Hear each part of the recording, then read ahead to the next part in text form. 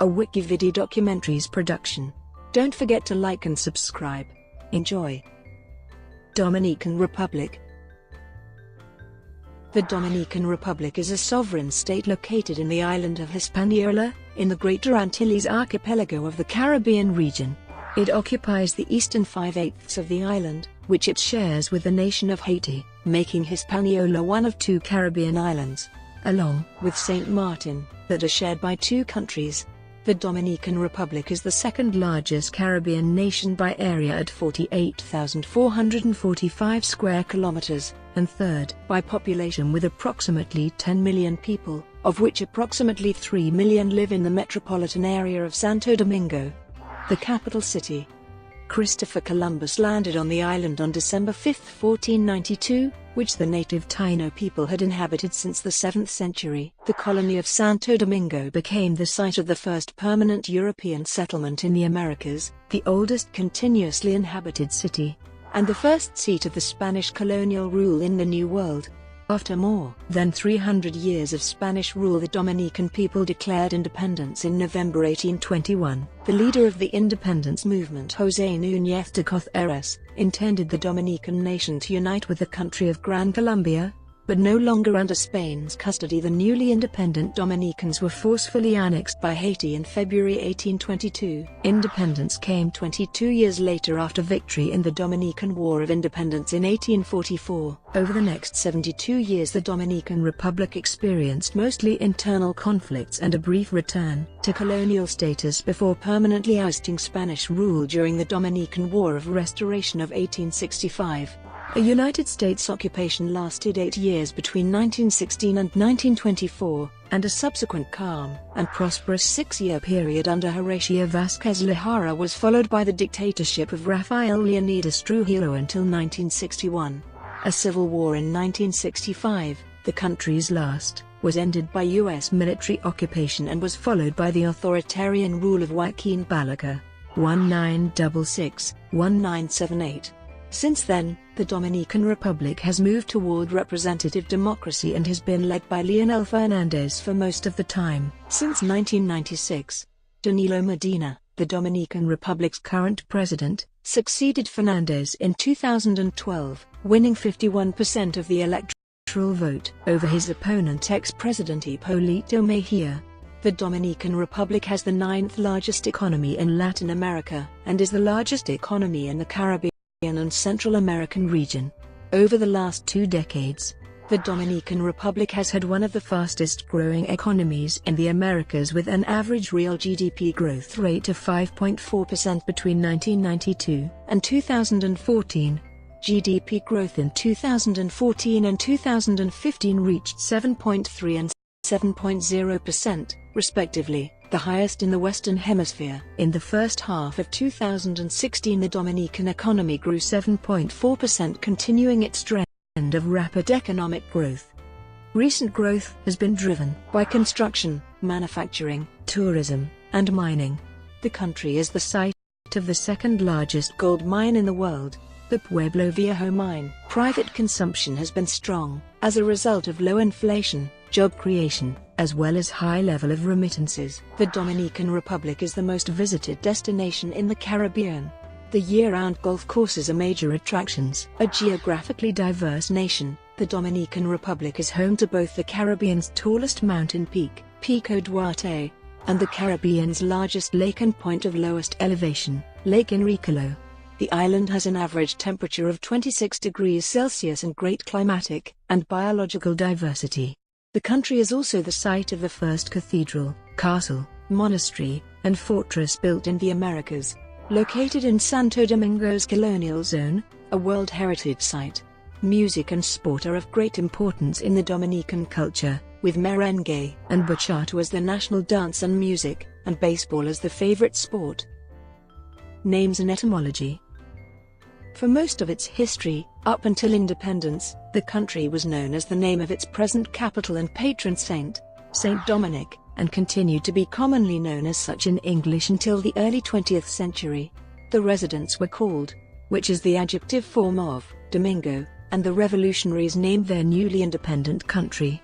In the national anthem of the Dominican Republic, the term Dominican does not appear.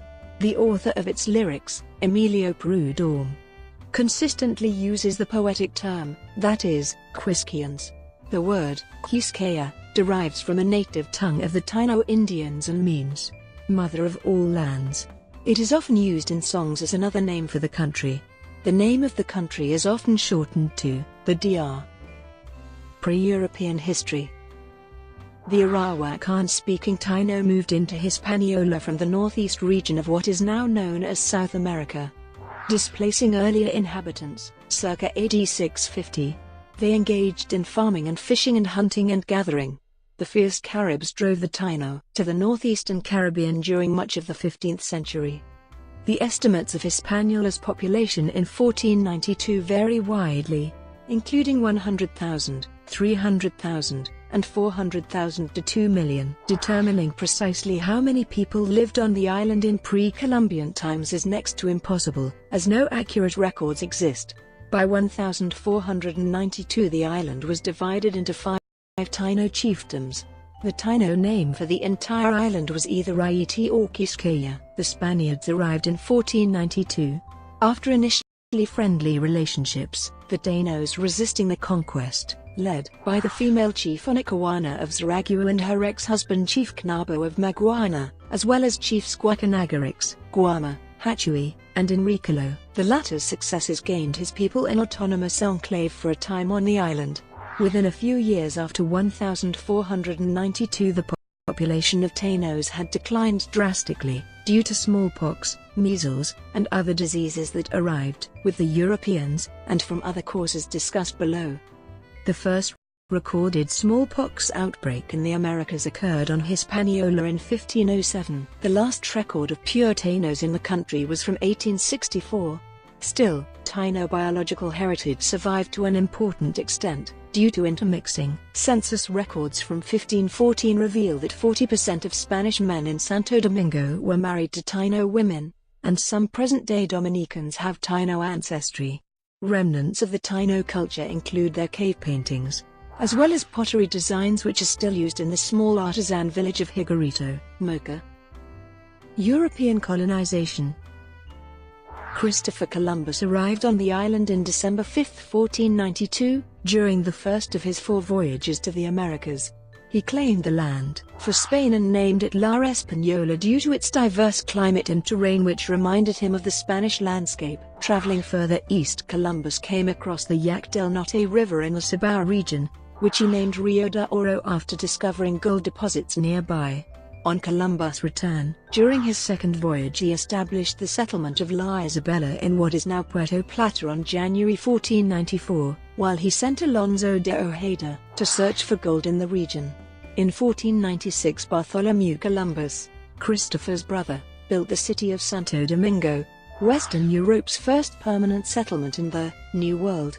The colony thus became the springboard for the further Spanish conquest of America, and for decades the headquarters of Spanish colonial power in the hemisphere. Soon after, the largest discovery of gold in the island was made in the Cordillera Central region, which led to a mining boom. By 1501, Columbus' cousin Giovanni Columbus had also discovered gold near Buenaventura. The deposits were later known as Minas Nuevas. 2 major mining areas resulted, one along San Cristobal Buenaventura, and another in Cibao within the La Viga Cochi Bone Triangle, while Santiago de los Caballeros, Concepcion, and Bone became mining towns. The gold rush of 1500–1508 ensued. Ferdinand II of Aragon ordered gold from the richest mines reserved for the crown. Thus, Ovando expropriated the gold mines of Miguel Diaz and Francisco de Garay in 1504, as pit mines became royal mines, though places were open to private prospectors. Furthermore, Ferdinand wanted the best Indians working his royal mines, and kept 967 in the San Cristobal mining area supervised by salaried miners. Under Nicolás de Ovando y Cothera's governorship, the Indians were made to work in the gold mines, where they were grossly overworked, mistreated, and underfed, according to Bonds. By 1503, the Spanish crown legalized the distribution of Indians to work the mines as part of the encomienda system. According to Pons, once the Indians entered the mines, hunger and disease literally wiped them out. By 1508 the Indian population of about 400,000 was reduced to 60,000, and by 1514, only 26,334 remained. About half were located in the mining towns of Concepcion, Santiago, Santo Domingo, and Buenaventura. The repartimiento of 1514 accelerated emigration of the Spanish colonists, coupled with the exhaustion of the mines. In 1516, a smallpox epidemic killed an additional 8,000 of the remaining 11,000 Indians in 1 month. By 1519, according to Pons, both the gold economy and the Indian population became extinct at the same time. The southern city of Santo Domingo served as a springboard for military expeditions pushing across to the American mainland. After its conquest of the Aztecs and Incas, Spain neglected its Caribbean holdings. French buccaneers settled in northwestern Hispaniola coast and, after years of armed struggles with the French, Spain ceded the western coast of the island to France with the 1697 Treaty of Ryswick, whilst the central plateau remained under Spanish domain. France created a wealthy colony there, while the Spanish colony suffered an economic decline. 18th century. The House of Bourbon replaced the House of Habsburg in Spain in 1700 and introduced economic reforms that gradually began to revive trade in Santo Domingo. The Crown progressively relaxed the rigid controls and restrictions on commerce between Spain and the colonies and among the colonies. The last floaters sailed in 1737. The monopoly port system was abolished shortly thereafter. By the middle of the century, the population was bolstered by emigration from the Canary Islands, resettling the northern part of the colony, and planting tobacco in the Cibao Valley. An importation of slaves was renewed. The colony of Santo Domingo saw a population increase during the 17th century, as it rose to about 91,272 in 1750. Of this number, approximately 38,272 were white landowners. 38,000 were free mixed people of color, and some 15,000 were slaves. This contrasted sharply with the population of the French colony of Saint Domingue, which had a population that was 90% enslaved, and overall 7 times as numerous as the Spanish colony of Santo Domingo. Its western, French neighbor Saint Domingue became the wealthiest colony in the New World and had 500,000 inhabitants. The Spanish settlers, whose blood by now was mixed with that of Taínos, Africans, and Canary Guanches, proclaimed, "It does not matter if the French are richer than us. We are still the true inheritors of this island. In our veins runs the blood of the heroic conquistadors who won this island of ours with sword and blood." When the War of Jenkins' Year between Spain and Britain broke out in 1739, Spanish privateers, particularly from Santo Domingo, began to troll the Caribbean Sea, a development that lasted until the end of the 18th century. During this period, Spanish privateers from Santo Domingo sailed into enemy ports looking for ships to plunder, thus harming commerce with Britain and New York. As a result, the Spanish obtained stolen merchandise, foodstuffs, ships, enslaved persons that were sold in Hispaniola's ports, with profits accruing to individual sea raiders. These practices of human traffic and terror facilitated capital accumulation. The revenue acquired in these acts of piracy was invested in the economic expansion of the colony and led to repopulation from Europe. As restrictions on colonial trade were relaxed, the colonial elites of Saint Domingue offered the principal market for Santo Domingo's exports of beef, hides, mahogany, and tobacco. With the outbreak of the Haitian Revolution in 1791, the rich urban families linked to the colonial bureaucracy fled the island, while most of the rural Haitians remained, even though they lost their principal market. Although the population of Spanish Santo Domingo was perhaps 1/4 that of French Saint Domingue, this did not prevent the Spanish king from launching an invasion of the French side of the island in 1793. Attempting to take advantage of the chaos sparked by the French Revolution, French forces checked Spanish progress toward Port-au-Prince in the south, but the Spanish pushed rapidly through the north, most of which they occupied by 1794. Although the Spanish military effort went well on Hispaniola, it did not so in Europe. As a consequence, Spain was forced to cede Santo Domingo to the French under the terms of the Treaty of Basel in order to get the French to withdraw from Spain. French rule. In 1801, Toussaint Louverture, who at least in theory represented Imperial France, marched into Santo Domingo from Saint-Domingue to enforce the terms of the treaty. Toussaint's army committed numerous atrocities. As a consequence, the Spanish population fled from Santo Domingo in exodus proportions. French control of the former Spanish colony passed from Toussaint Louverture to General Charles Leclerc when he seized the city of Santo Domingo in early 1802. Following the defeat of the French under General Donation de Rochambeau at Le Cap in November 1803 by the Haitians, their new leader, Dessalines, attempted to drive the French out of Santo Domingo. He invaded the Spanish side of the island, defeated the French-led Spanish colonials at Trioyac del Sur, and besieged the capital on March 5, 1805. At the same time, the Haitian general Christophe marched north through Cibao, capturing Santiago, where he massacred prominent individuals who had sought refuge in a church. The arrival of small French squadrons off the Haitian coast in Goncalves and at Santo Domingo forced the Haitians to withdraw. As Christophe retreated across the island, he slaughtered and burned. The British ejected the French and returned Santo Domingo to the Spaniards in 1809. Independence from Spain, 1821. After a dozen years of discontent and failed independence plots by various opposing groups, Santo Domingo's former lieutenant governor, José Núñez de Cotheres, declared the colony's independence from the Spanish crown as Spanish Haiti on November 30, 1821. This period is also known as the ephemeral independence.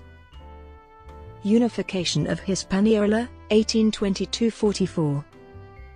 The newly independent republic ended 2 months later under the Haitian government led by Jean-Pierre Boyer. As Toussaint Louverture had done 2 decades earlier, the Haitians abolished slavery. In order to raise funds for the huge indemnity of 150 million francs that Haiti agreed to pay the former French colonists, and which was subsequently lowered to 60 million francs, the Haitian government imposed heavy taxes on the Dominicans. Since Haiti was unable to adequately provision its army, the occupying forces largely survived by commandeering or confiscating food and supplies at gunpoint. Attempts to redistribute land conflicted with the system of communal land tenure, which had arisen with the ranching economy, and some people resented being forced to grow cash crops under Boyer and Joseph Balthazar Ginux Code Rural. In the rural and rugged mountainous areas, the Haitian administration was usually too inefficient to enforce its own laws. It was in the city of Santo Domingo that the effects of the occupation were most acutely felt, and it was there that the movement for independence originated. Haiti's constitution forbade white elites from owning land, and Dominican major landowning families were forcibly deprived of their properties. Many emigrated to Cuba, Puerto Rico, or Gran Colombia, usually with the encouragement of Haitian officials who acquired their lands. The Haitians associated the Roman Catholic Church with the French slave masters who had exploited them before independence and confiscated all church property, deported all foreign clergy, and severed the ties of the remaining clergy to the Vatican. All levels of education collapsed. The university was shut down, as it was starved both of resources and students, with young Dominican men from 16 to 25 years old being drafted into the Haitian army. Boyer's occupation troops, who were largely Dominicans, were unpaid and had to forage and sack from Dominican civilians. Haiti imposed a heavy tribute on the Dominican people. Many whites fled Santo Domingo for Puerto Rico and Cuba, Venezuela, and elsewhere. In the end, the economy faltered and taxation became more onerous. Rebellions occurred even by Dominican freedmen, while Dominicans and Haitians worked together to oust Boyer from power. Anti-Haitian movements of several kinds, pro-independence, pro-Spanish, pro-French, pro-British, pro-United States, gathered force following the overthrow of Boyer in 1843. Independence from Haiti, 1844. In 1838, Juan Pablo Duarte founded a secret society called La Trinitario, which sought the complete independence of Santo Domingo without any foreign intervention. Matias Ramon Miller and Francisco del Rosario Sanchez, despite not being among the founding members of La Trinitario, were decisive in the fight for independence. Duarte, Miller, and Sanchez are considered the three founding fathers of the Dominican Republic. The Trinitarios took advantage of the Haitian rebellion against the dictator Jean-Pierre Boyer. They rose up on January 27, 1843, ostensibly in support of the Haitian Charles Hérode, who was challenging Boyer for the control of Haiti. However, the movement soon discarded its pretext of support for Hérode and now championed Dominican independence. After overthrowing Boyer, Hérode executed some Dominicans and threw many others into prison. Duarte escaped. After subduing the Dominicans, Hérode, a mulatto, faced a rebellion by blacks in Port-au-Prince. Haiti had formed two regiments composed of Dominicans from the city of Santo Domingo. These were used by Hérode to suppress the uprising. On February 27, 1844, the surviving members of La Trinitaria declared the independence from Haiti. They were backed by Pedro Santana, a wealthy cattle rancher from El Ceibo, who became general of the army of the nascent republic. The Dominican Republic's first constitution was adopted on November 6, 1844, and was modeled after the United States Constitution. The decades that followed were filled with tyranny, factionalism, economic difficulties, rapid changes of government, and exile for political opponents. Archrivals Santana and Buenaventura Báez held power most of the time, both ruling arbitrarily. They promoted competing plans to annex the new nation to another power. Santana favored Spain, and Báez the United States. Threatening the nation's independence were renewed Haitian invasions. The Dominicans repelled the Haitian forces, on both land and sea. By December 1845, the Haitians invaded again in 1849 after France recognized the Dominican Republic as an independent nation. In an overwhelming onslaught, the Haitians seized one frontier town after another. Santana, being called upon to assume command of the troops, met the enemy at Oco, April 21, 1849, with only 400 men, and succeeded in utterly defeating the Haitian army. In November 1849, Báez launched a naval offensive against Haiti to forestall the threat of another invasion. His seamen under the French adventurer, Fagolda, raided the Haitian coasts, plundered seaside villages, as far as Cape Dame Marie, and butchered crews of captured enemy ships. In 1855, Haiti invaded again, but its forces were repulsed. At the bloodiest clashes in the history of the Dominican-Haitian Wars, the Battle of Saint-Denis in December 1855, and the Battle of Sabana-Larga in January 1856, Haiti did not recognize the Dominican Republic until 1874. Brought to you by WikiVidi Documentaries. Would you like to know more?